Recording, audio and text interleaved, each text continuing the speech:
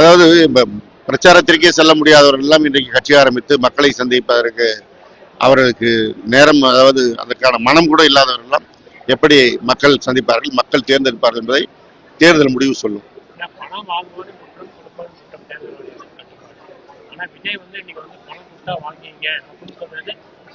அவருக்கு அரசியலும் தெரியாது, அரசியலமைப்பு சட்டமும் தெரியாது, மக்கள் மனமும் தெரியாது, எதுவும் தெரியாமல் இன்றைக்கு தன்னுடைய ரசிகர்களை நம்பி ஒரு நடிகர் என்கின்ற அளவிலேயே வசனம் பேசிக் கொண்டு வந்து கொண்டிருக்கிறார்.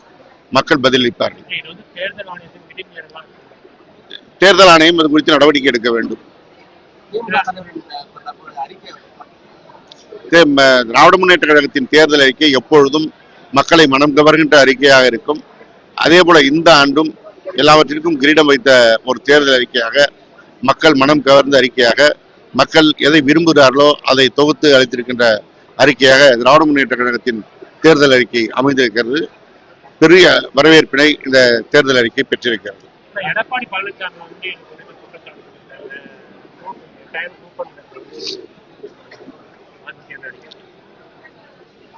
ஏற்கனவே திராவிட முன்னேற்ற கழகம் சொன்னதையெல்லாம் செய்திருக்கிற காரணத்தினால்தான் இன்றைக்கு தமிழ்நாட்டு மக்கள் முதல்வர் பின்னால் அணிதிரண்டிருக்கிறார்கள். மிக குறிப்பாக பெண்கள் அணிதிரண்டிருக்கிறார்கள். எனவே பெண்களுக்கான திட்டங்களை மாண்பு முதலமைச்சர் அறிவித்திருக்கிறார். எடப்பாடி பழனிசாமி திராவிட முன்னேற்ற கழகம் எதை சாதனையாக செய்ததோ அந்த சாதனையை காப்பி அடித்து ஒரு தேர்தல் அறிக்கை வெளியிட்டார். அதற்கு வரவேற்பு இல்லை. அதன் காரணமாக, அந்த மனப்புழுக்கத்தின் காரணமாக இது போன்று பேசிக் கொண்டிருக்கிறார்.